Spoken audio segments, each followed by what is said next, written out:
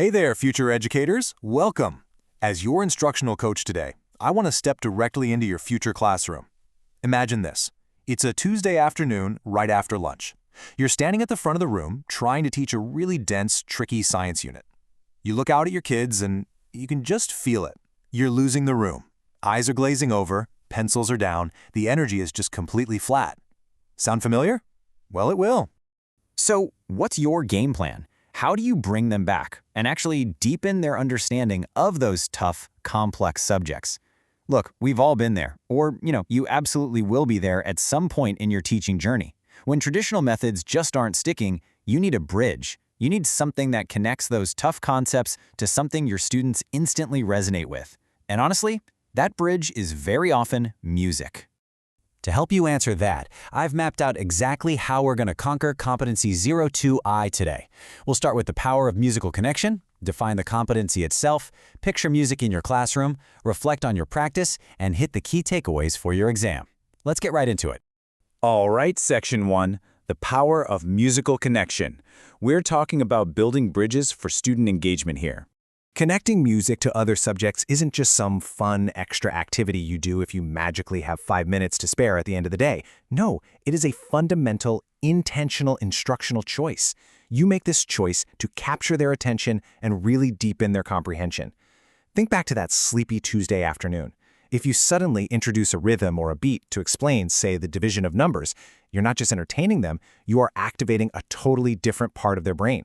That makes the understanding go deeper, and more importantly, it actually sticks. So let's move right along to Section 2 and define Competency 002I. It's time to break down some of that academic language you're going to encounter. Here's the exact language you'll see from Descriptor I. It asks something very specific of you, that you integrate instruction in music with instruction in other subject areas. Basically, as a beginning teacher, you're expected to step outside of those traditional subject silos. Math isn't just over here in a box, and history isn't over there. You're weaving this tapestry where music learning is directly tied to your other academic subjects to reinforce them. To really nail this on the exam, we need to decode a couple of formal terms. First up, interdisciplinary instruction. You're definitely going to see this one. It simply means you're actively teaching in a way that connects multiple content areas. You aren't just teaching a standalone music lesson, and you aren't just teaching a standalone science lesson. You're utilizing the strengths of both simultaneously to give your students the absolute best of both worlds. Similarly, you've got to master cross-curricular integration. This represents the deliberate action of linking concepts from different academic subjects to build a much stronger cognitive web in your students' minds. The absolute key word here is deliberate. This doesn't happen by accident, right? You don't just, happen to play music in the background while students are reading. You intentionally find a concept in music and link it to a targeted concept in another subject. Okay, let's jump into Section 3, music in your classroom. We're moving from theory to practice so you can visualize exactly what cross-curricular integration looks like in reality. Let's think about how this actually plays out in a meaningful classroom experience. In math, remember those disengaged kids we talked about earlier? You can teach fraction concepts through note values. A whole note, a half note, a quarter note. Suddenly, fractions are something they can actually hear and clap out. In science, instead of just reading a textbook about frequency and amplitude, bring in instruments to demonstrate sound waves in real time. Or in history, explore major historical events through period songs. It gives them an emotional connection to the past.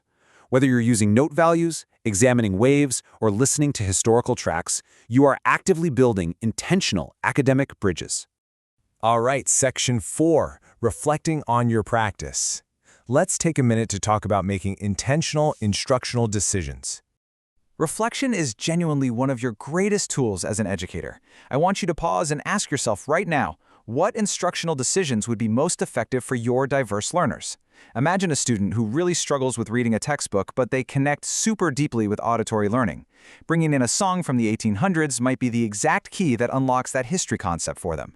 By providing multiple pathways to the exact same academic destination, you are actively supporting every single learner in your room.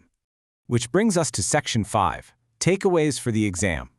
Let's distill all of this down to the absolute key points for your roadmap to certification success.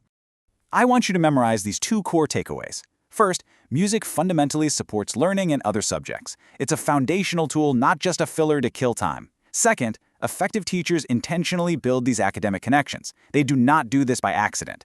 When you see questions on your exam about interdisciplinary instruction, you want to look for the answers that highlight deliberate, planned connections designed to increase engagement and deepen understanding. As we wrap up this explainer, I want to leave you with a final thought to carry with you.